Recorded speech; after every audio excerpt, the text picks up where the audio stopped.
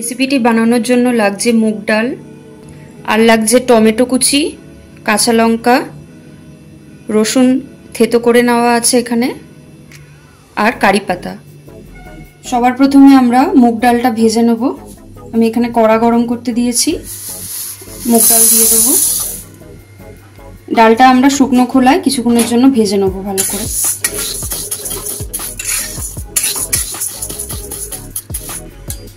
আমার ডালটা ভালো করে ভাজা হয়ে গেছে, এবার আমি এটাকে তুলে নেব, ভালো করে ধুয়ে নেব এটা ডালটাকে।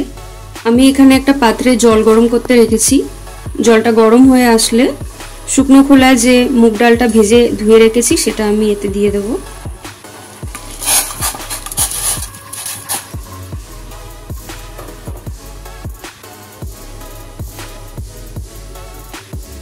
গরম জলে ডালটা দেওয়ার পর আমরা ডালটাকে সেদ্ধ করে নেব।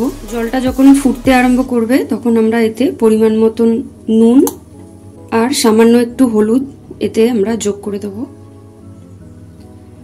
এবার আমরা এটাকে ভালো করে ফুটতে দেবো যতক্ষণ না ডালটা সেদ্ধ হয়ে যাচ্ছে। নুন আর হলুদ দিয়ে আমরা মুগ ডালটা ভালো করে সেদ্ধ করে নেব। মুগের ডালটা ভালো করে সেদ্ধ হয়ে গেছে, দেখুন।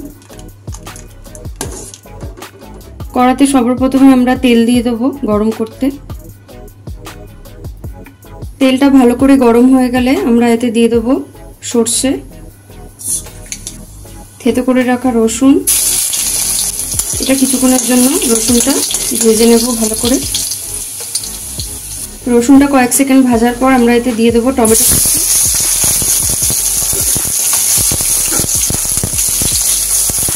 আর কারি পাতা।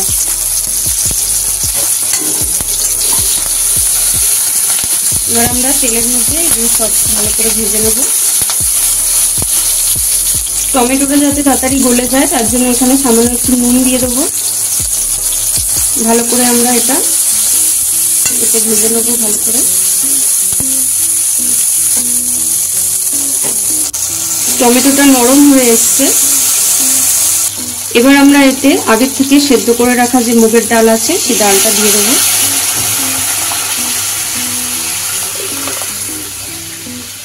আর এখানে আমি দুটো চেরা কাঁচা লঙ্কা দিয়ে দিচ্ছি।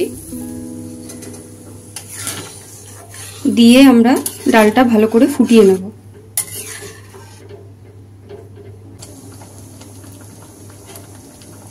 ডালটা এখানে ভালো করে ফুটে গেছে। সবশেষে আমি এখানে সামান্য একটু চিনি দিয়ে দেবো।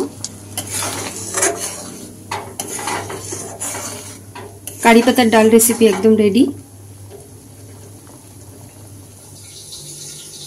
তাহলে বন্ধুরা, কম সময়ে ভালো কিছু রান্না করার জন্য এই রেসিপিটি অবশ্যই ঘরে একবার ট্রাই করবেন আর আমাকে কমেন্ট করে জানাবেন। রেসিপিটি ভালো লাগলে অবশ্যই লাইক আর শেয়ার করবেন। আর এমনি আরও রেসিপি দেখার জন্য আমার চ্যানেলটিকে সাবস্ক্রাইব করে নেবেন। ধন্যবাদ।